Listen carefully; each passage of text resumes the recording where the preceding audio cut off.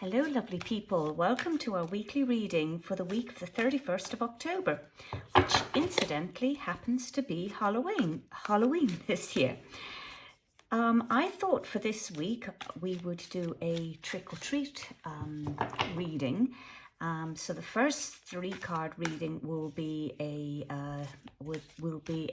trick, something that represents something about what might be tricking me. So let's have a look and see what we've got here.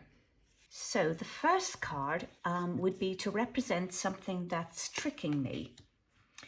Okay, so for that we have the King of Swords, and then the second card would be, how am I being fooled by this?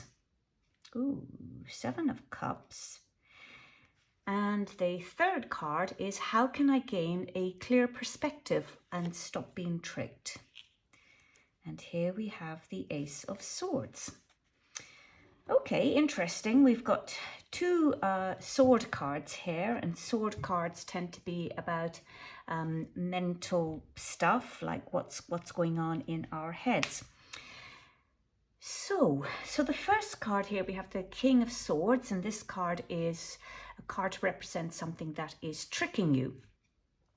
So the King of Swords asks us to examine how we might be limiting ourselves based on our own assumptions. So my question here for you would be, are you unconsciously allowing, say, old fixed views to colour your perception of yourself or others? Do you feel like you're being limited, or you can't get ahead because maybe you're a woman or a minority, you may be poor, maybe you're disabled, or you simply feel different? And we're all raised with assumptions, and the King of Swords places us in contact with our own assumptions. And these are assumptions that need to be challenged in order for us to grow. So I think that's quite an interesting card, really, to ask yourself, what is it that is tricking me? And this card is telling us that it's our own assumptions, our own self-limiting assumptions that is tricking you, or your own self-limiting assumptions that is tricking you. And now we come to the second card, which is the 7 of Cups. And this is for that question of, like, how am I being fooled by this? Well, the 7 of Cups is about dreams and illusions and wishes. So it's not really a card of reality. This card is a little bit like, well, if I win the lottery, I'm going to buy a house, I'm going to sail around the world, I'm going to live a life of luxury. So it's a card of illusions and wishes and dreams. And you might sort of say, well, someday somebody is going to notice my talents and make me into a success.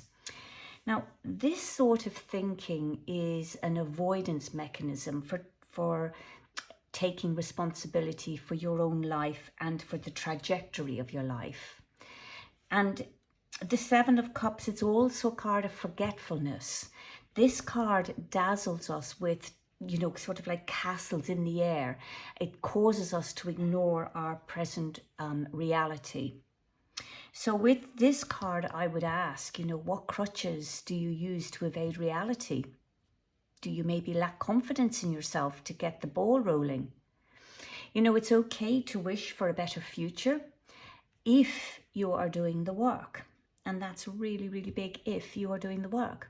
Because wishing something without doing the work, well, it's just not going to happen really, is it? You might wish to lose weight, but you're still consuming 4,000, 5,000 or 6,000 calories and not exercising. Well, that's not exactly going to help you get your goal. So two interesting cards here. Now the third card is card number 3, and this is, how can I gain a clear perspective and stop being tricked? So the Ace of Swords, we're back to head stuff again here. And the Ace of Swords is about new beginnings. It's about reclaiming your personal power by taking charge of your life. And so when you grasp what it is that makes you powerful, you can transform your energy from victim to victor. So with this card, the question would be like, are you overwhelmed by anxiety? Is this causing you to feel uncomfortable with confronting an area of your life? Today is a new beginning. So it's about, this card is saying, don't dwell on yesterday. Don't dwell on last year, or don't dwell on what might be ahead of you. Your personal power is crackling in the present right now. So where will you send that energy? This energy can be channeled toward the place in your mind where your power resides. So act on something you've been avoiding, because this is what will restore your confidence in your mind and its ability to make better decisions. So 3 really interesting cards here, don't you think? For, what is it that's this trick part of the reading.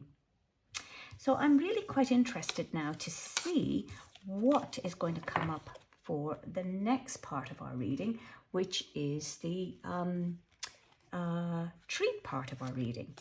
So let's have a look and see. Okay, very exciting. This is for the treat part of our reading. Now, the first question here would be a card to represent a treat in our life, in your life. So we've got here the 7 of Pentacles. Interesting. And then the next question to do with this reading is a way that you can fully embrace this treat. Ooh, the Devil. Interesting card. And the third card, the third question to go with this would be something that you don't understand about this treat. And we have the Tower. Okay, so again, another interesting set of cards. So we have 2 major arcana cards here, and we have the 7 of Pentacles, which is a minor arcana card. Minor arcana cards tend to be about your day-to-day life and the things you would do, and the major arcana cards are very much about the spirit that drives your life. So let's look at the 7 of Pentacles as the first of your treat cards. This is the card to represent a treat in your life. So the 7 of Pentacles represents acknowledging and appreciating your progress. It's about evaluating your accomplishments, what you have improved and what goals you're still working towards. Now, the road may not be easy with this particular card, and the work may not be over, but your foundations are firmly rooted, as you can see here. So this card is to remind you to stop ignoring or minimizing your success. So my question here would be like, are you able to recognize the progress you're making in your life? I think a really good idea with this card would be, say, to write down 5 life accomplishments you fought hard to achieve. And so write those things down. And then I want you to recall 5 things that you could have given up on if you had taken the easy way out. Now, these 5 things proved that you can succeed. You can achieve any positive result you want for your future. And if you just look at that list, you can see you've already done it. So this is a really, I love this card actually, the 7 of Pentacles. I think it's so important that we look back on our lives and we appreciate and acknowledge our accomplishments. Now, this card is followed by the Devil, and the question that goes with this one is a way that you can fully embrace this treat. So the treat is about looking and appreciating your accomplishments. So how do you fully embrace this treat? And here you have the Devil. Now the Devil represents our shadow self. The Devil is that insidious voice that within you that tells you you aren't worthy. that tells you you won't be successful, that you can't be successful, and that you are stuck with your lot. And often this card pops out just as you are about to make a huge breakthrough. It's a voice that comes as a final test to see what you really believe about yourself. Another word really for the devil is the Prince of Lies. So with this card, I would say you have a choice. You have a choice to believe the voice that tells you you are useless and no good, or you have a choice to hear your better angels remind you about how worthy you are. So actually, that's how you can fully embrace this treat of recognizing your accomplishments. It's about recognizing that shadow side of yourself and choosing what you believe about yourself. So the devil highlights any untruths you may be telling yourself that are keeping you from being the best version of yourself. You know, like the shadow side of yourself, it is real, but you are more powerful. And this is a wonderful card, really, about embracing this trait about your accomplishments. Now, this is followed by the third question, which is, or statement, it's kind of like something I don't yet understand about this trait. And for this, we get the Tower. Now, the Tower represents a structure of false or outgrown values. So the Tower is about your attitudes towards life and attitudes that no longer support you and attitudes that need to be surrendered so that you can grow. So I think this is a really interesting sequence of cards, actually. So, you know, these things with the Tower, it's about a flash of enlightenment, allowing you a new understanding of life. And what the Tower does is it leads you away from the repression of the devil. Interesting. By showing you alternatives or by forcing you towards alternatives. The Tower brings the change you longed for but feared in the Devil card. So this transformation with the Tower, it can be sudden, it usually is sudden, and it can be aggressive, particularly if you resist it. This is one change that it's easier to flow with rather than meet head on, because often your subconscious mind calls for this change to free you from the restrictions around you. Your attitude to the transformation will often determine whether this card, whether this change, this transformation will be exciting or whether it'll be painful. Because when the Tower appears, it is time to shift.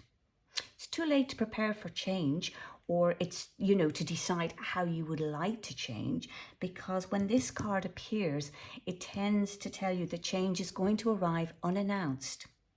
And it will pass quickly, but you have no choice but to release the old, because the Tower will shock you into the present with an opportunity to begin a new way of living. So this is really a wonderful card. This is a card that's saying to you, you know, wake up and smell the coffee.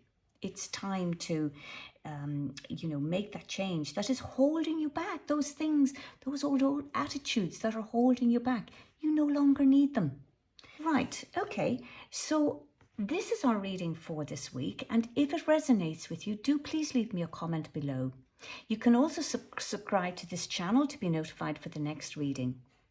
And if you would like to know more, you can book a private reading with me. I would love to hear from you. You can find my email address in the description of the video.